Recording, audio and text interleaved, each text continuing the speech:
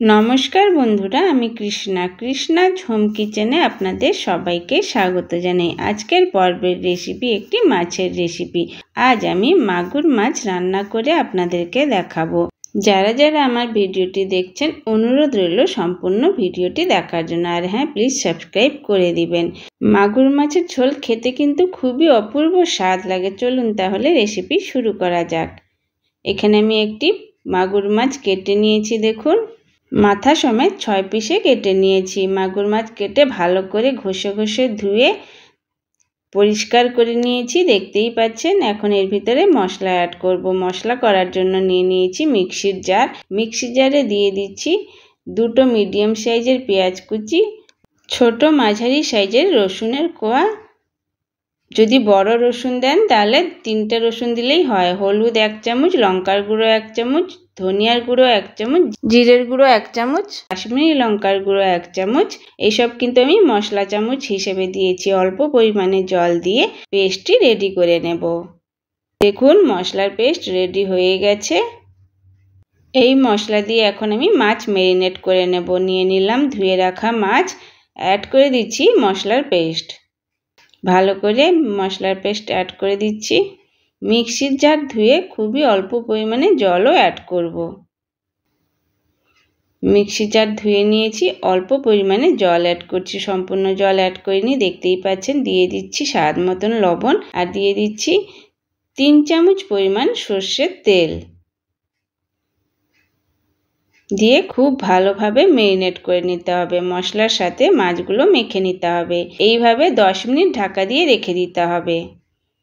মাছ marinate করা complete হয়ে গেছে।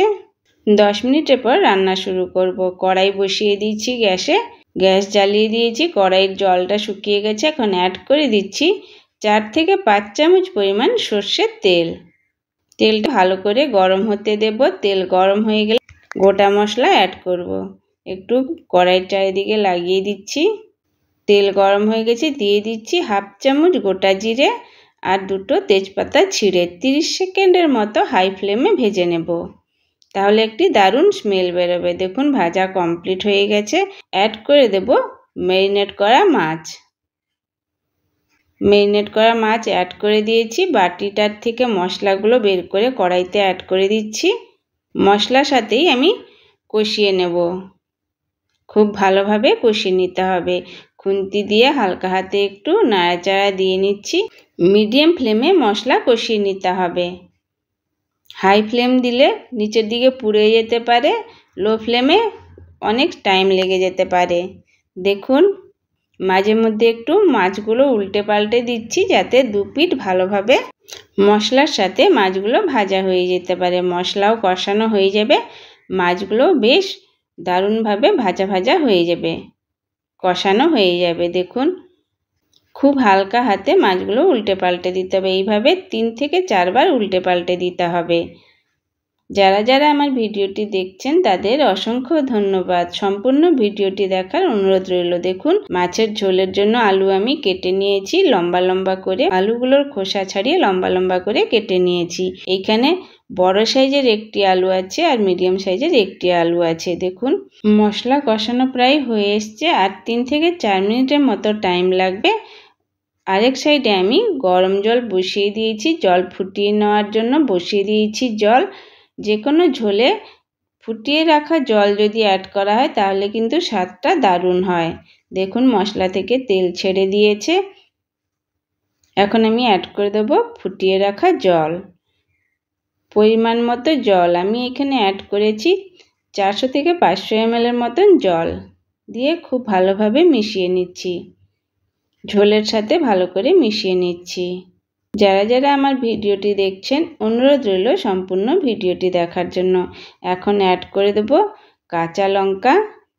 লঙ্কাগুলো ঝাল কম ছিল তাই বেশি করে দিয়েছি। আর দিয়ে দিচ্ছি কেটে রাখা আলু।